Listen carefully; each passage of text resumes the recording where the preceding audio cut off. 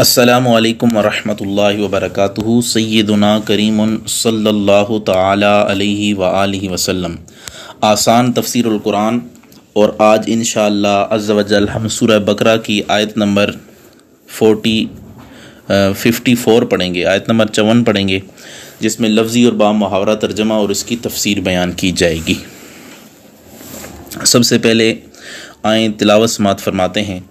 اعوذ باللہ من الشیطان الرجیم،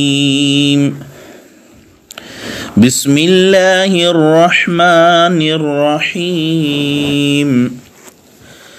وَإِذْ قَالَ مُوسَى لِقَوْمِهِ يَا قَوْمِ إِنَّكُمْ ظَلَمْتُمْ أَنفُسَكُمْ بِاتِّخَاذِكُمُ الْعِجْلَ فَتُوبُوا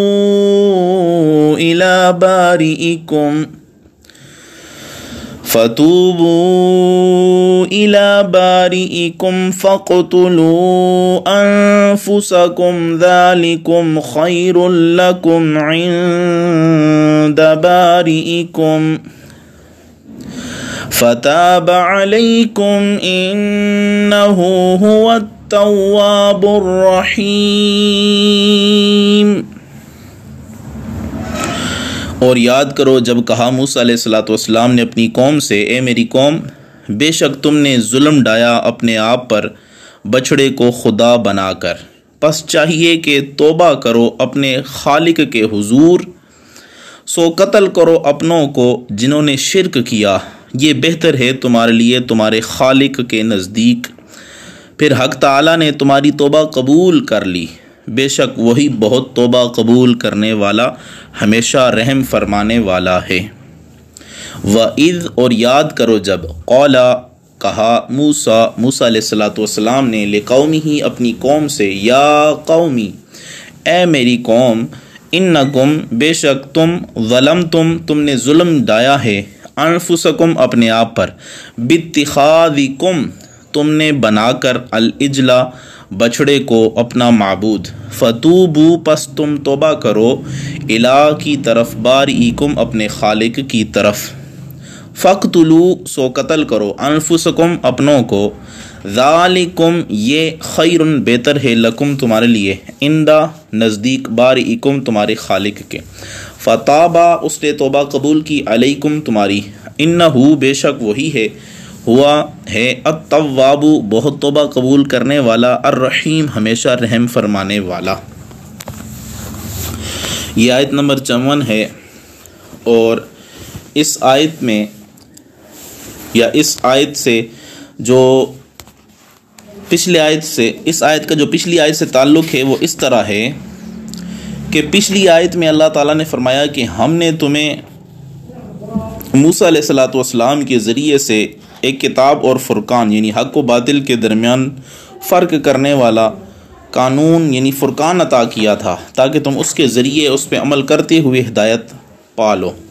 اب اس کے بعد فرمایا گیا کہ جو تم نے بچھڑے کو معبود بنایا تھا، اب تمہیں چاہیے کہ توبہ کرو، اور توبہ کا طریقہ بتا دیا گیا۔ تو توبہ کا جس طرح طریقہ بتایا گیا ہے، قوم اسی پر عمل کرے گی تو ان کی توبہ قبول ہوگی، ورنہ توبہ قبول نہیں ہوگی۔ اب یہاں پہ موسیٰ علیہ السلام نے قوم کو حکم دیا کہ تم نے بچھڑے کی پوجا کر کے اپنی جانوں پر ظلم کیا، اب تم اپنے رب کی طرف توبہ کرو، اور تمہاری توبہ کی صورت یہ ہے کہ تم آپس میں ایک دوسرے کو قتل کرو۔ چنانچہ توبہ کرنے والوں نے اس طرح توبہ کی کہ ہر ایک کے ہاتھ میں ایک تلوار تھی، بلا امتیاز ہر ایک نے دوسرے کو قتل کیا، تو اللہ تعالیٰ نے ان کی توبہ قبول فرمائی، اور ہر قتل ہونے والے نے درجہ شہادت پایا۔ اب یہاں پہ اس کی جب وضاحت ہم کریں گے تو انشاءاللہ ساری تفسیر سامنے آ جائے گی۔ اللہ نے فرمایا وَإِذْ قَالَ مُوسَى لِقَوْمِهِ، اور یاد کرو جب کہا موسیٰ علیہ السلام نے اپنی قوم سے۔ یہاں بنی اسرائیل کو ایک اور نعمت یاد دلائی جا رہی ہے۔ بظاہر یہ وہم ہوتا ہے کہ بنی اسرائیل کو حکم دیا گیا کہ ایک دوسرے کو قتل کریں، تو اسے نعمت کیسے کہا جائے گا؟ یعنی ایک دوسرے کو قتل کرنا یہ نعمت کیسے ہو سکتا ہے؟ تو علامہ آلوسی رحمۃ اللہ تعالیٰ علیہ نے وضاحت فرمائی ہے کہ یہ نعمت کیسے ہے۔ آپ فرماتے ہیں وہ بنی اسرائیل جن کو توبہ کرتے ہوئے قتل کیا گیا ان کے لیے یہ اخروی نعمت ہے، کیونکہ انہوں نے شہداء کا درجہ حاصل کر لیا۔ جو باقی بچ گئے، جن کو موسیٰ علیہ السلام اور ہارون علیہ السلام کی دعا سے معاف کر دیا گیا، ان کے حق میں یہ دنیاوی نعمت تھی، کیونکہ اتنے عظیم جرم کو معاف کرنا عظیم نعمت ہے۔ اور اللہ تعالی نے جب ان کو ان کے عظیم گناہ کی خبر دی کہ تمہارا بچھڑے کی عبادت کرنا بہت بڑا جرم ہے، اور پھر تم اس کو اس جرم سے نکلنے کی راہ بتا کر ان پر بہت بڑا دینی انعام کیا، اور جب اللہ تعالیٰ نے ان پر دنیاوی نعمتوں کا ذکر کیا تو اس دینی نعمت کا ذکر کرنا بھی بہتر ہے۔ اور یہاں پہ عجیب نکتہ تفسیر کبیر میں امام فخر الدین رازی رحمۃ اللہ تعالیٰ نے فرمایا ہے کہ جب توبہ کو قبول کرنا نعمت ہوا تو معصیت کا ذکر بھی نعمت میں داخل ہے، کیونکہ معصیت کے بعد ہی تو توبہ کرنے کی ضرورت پیش آئی۔ معصیت نہ ہوتی، گناہ نہ ہوتا تو توبہ کی ضرورت بھی نہ پڑتی۔ جب اللہ تعالیٰ نے ان کو توبہ کرنے کے لیے قتل کرنے کا حکم دیا، لیکن تمام کے فنا ہو جانے سے پہلے حکم کو اٹھا لیا، تو یہ باقی بچ جانے والوں کے لیے بہت بڑی نعمت تھی، اور خصوصاً نبی کریم صلی اللہ علیہ وسلم کے زمانے کے لیے بنی اسرائیل کے حق میں یہ نعمت تھی، کیونکہ ان کے آباء کو معاف کر کے بچا لیا جاتا یا بچا نہ لیا جاتا بلکہ سب کو تباہ کر دیا جاتا تو یہ لوگ کس طرح موجود ہوتے۔ گویا کہ حاضرین کے لیے براہ راست بھی نعمت تھی، اور صرف ان کے آباء پر نعمت کا ذکر نہیں بلکہ سب کے لیے نعمت ہی نعمت تھی، کیونکہ ان کو بچا لیا گیا، ان کی نسل باقی رکھی گئی۔ اب یہاں پہ نبی اکرم صلی اللہ علیہ وسلم کی امت پر ایک عظیم احسان اللہ نے فرمایا۔ بنی اسرائیل کی توبہ کو قتل سے مکمل کیا گیا، لیکن نبی کریم رؤوف الرحیم صلی اللہ علیہ وسلم نے اپنی امت کو بتایا کہ تمہیں توبہ کرنے کے لیے ایک دوسرے کو قتل کرنے کی حاجت نہیں ہے، بلکہ گناہوں سے باز آنے کا عزم کر لو، پکا ارادہ کر لو۔ اسی طرح کافر تمہاری توبہ یہ ہے کہ تم کفر کو چھوڑ دو، ایمان لے آؤ تو اللہ تعالیٰ تم پہ انعام عظیم فرماتے ہوئے تمہاری توبہ کو قبول فرما لے گا، کیونکہ کافر بھی حضور علیہ السلام کی امت دعوت میں شامل ہے۔ اس واقعے سے بہت سے زیادہ رغبت دلائی گئی کہ امت مصطفی صلی اللہ تعالیٰ علیہ وآلہ وسلم کو، اس لیے کہ جب مصطفیٰ صلی اللہ علیہ وسلم کی امت نے اتنے مشکل طریقے سے توبہ کی تو نبی اکرم صلی اللہ علیہ وسلم کی امت میں ہر شخص کو چاہیے کہ وہ توبہ کرنے میں دیر نہ کرے، کیونکہ کتنی آسان راہ ان کو بتائی گئی کہ گناہوں پر نادم ہو جاؤ، آئندہ گناہ نہ کرنے کا مصمم ارادہ کر لو، گناہ کو ترک کر دو، نیکی کے کام کرو، بس یہی کامل ترین تمہاری توبہ ہے۔ اسی سے ایک اور بہت بڑا یہ فائدہ بھی حاصل ہوتا ہے، جس کو امام فخر الدین رازی رحمۃ اللہ علیہ نے ذکر فرمایا کہ کسی انسان کو اہم مصلحت کی رغبت دلانا بھی اس پر بہت بڑا انعام ہوتا ہے۔ آگے اللہ نے فرمایا یا قومی انکم ظلمتم انفسکم باتخاذکم العجل۔ موسیٰ علیہ السلام نے اپنے قوم سے خطاب فرمایا، اب یا قومی یعنی اے میری قوم، انکم ظلمتم انفسکم باتخاذکم العجل۔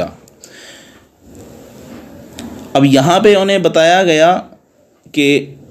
ظلم کی وجہ بیان کی جا رہی ہے کہ تم نے جو اپنی جانوں پہ ظلم کیا ہے وہ یہ ہے کہ تم نے بچھڑے کو معبود بنا لیا ہے۔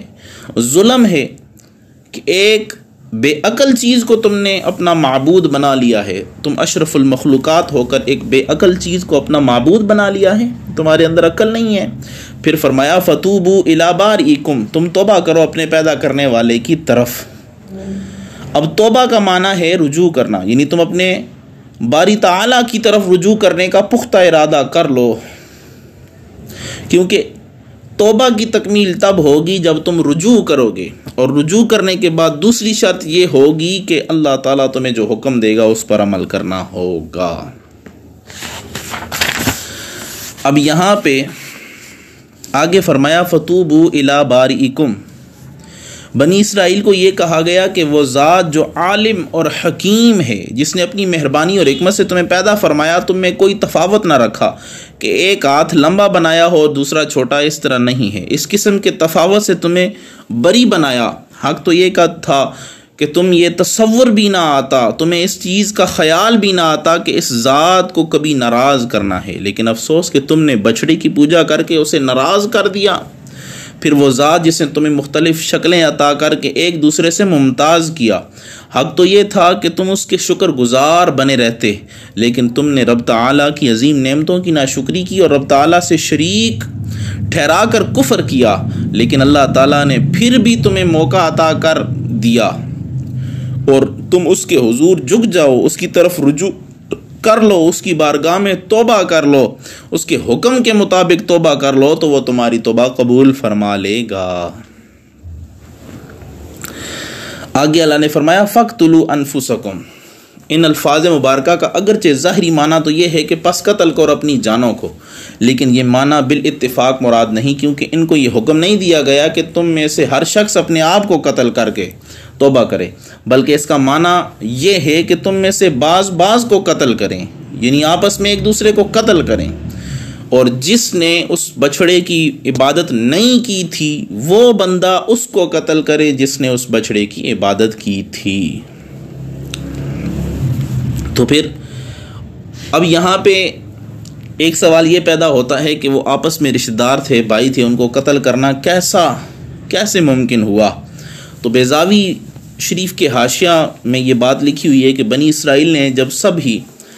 جو ہے آپس میں حضرت یعقوب علیہ السلام کی اولاد تھے، ایک دوسرے کے قریبی رشتہ دار تھے، تو ان کے لیے یہ کام بڑا مشکل تھا، تو اللہ تعالیٰ نے اپنی قدرت کاملہ سے دھند اور سیاہ بادل چھا دیے جن سے اندھیرا چھا گیا۔ وہ ایک دوسرے کو نہیں پہچان سکتے تھے اور نہ ہی ایک دوسرے کو دیکھ سکتے تھے۔ انہوں نے صبح سے لے کر شام تک ایک دوسرے کو قتل کیا۔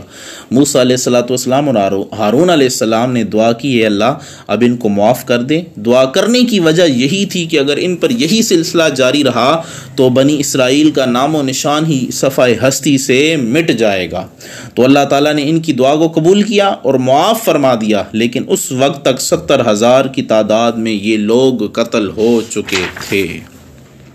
آگے فرمایا ذالکم خیر لکم عند بارئکم، جو تمہیں حکم دیا گیا ہے یہ تمہارے لیے بہتر ہے۔ بہتر اس طرح ہے کہ اگر تم نے توبہ کر لی اور ایک دوسرے کو قتل کر دیا تو تمہارے گناہ کو معاف کر دیا جائے گا اور اخروی نقصان سے تم کو بچا لیا جائے گا، یا تم اخروی نقصان سے بچ جاؤ گے۔ اگرچہ دنیاوی نقصان قتل کی وجہ سے تمہیں حاصل ہوتا ہے،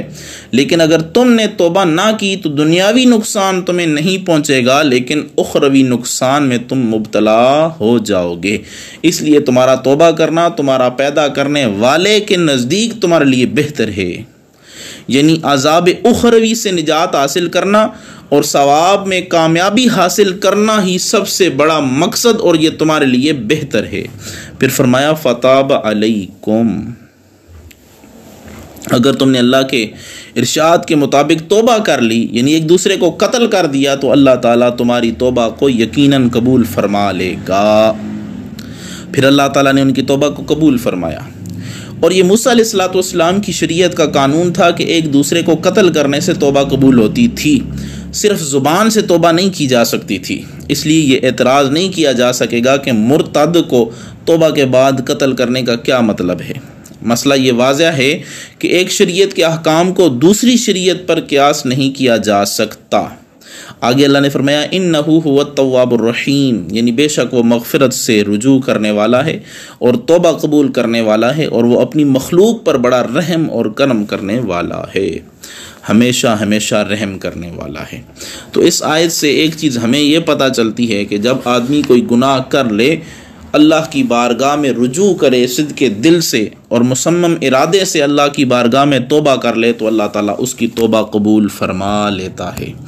آج ہم بھی دعا کرتے ہیں کہ یا رب العالمین، جو جان بوجھ کر، جو انجانے میں، جو دن کے اجالے میں، جو رات کی تاریکی میں چھپ کے ہم سے گناہ ہوئے ہیں، یا رب العالمین تو بہتر جاننے والا ہے۔ ہم تمام گناہوں سے معافی مانگتے ہیں دل سے شرمندہ ہو کر، یا رب العالمین پختہ ارادہ کرتے ہیں ہم تمام گناہوں کی طرف دوبارہ واپس نہیں لوٹیں گے، ہمارے گناہوں کو معاف فرما، آمین ثم آمین یا رب العالمین۔